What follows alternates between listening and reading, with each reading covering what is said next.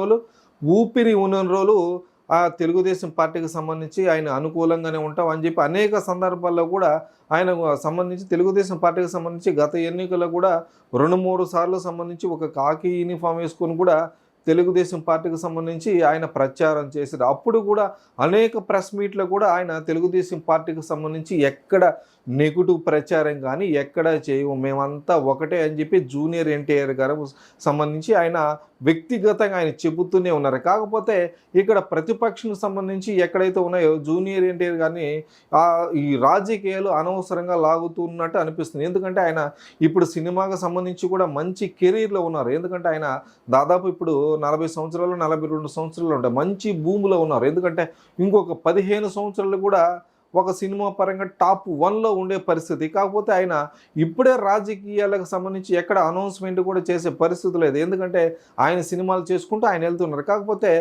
కొన్ని మీడియా సంస్థలైతే ఆయన మీద అనేక కథనాలకు సంబంధించి అనేక వెబ్‌సైట్‌లో రాజకీయాల్లోకి వస్తున్నాడు. ఇటు తెలుగుదేశం పార్టీకి వ్యతిరేకంగా పార్టీ పెడుతున్నామో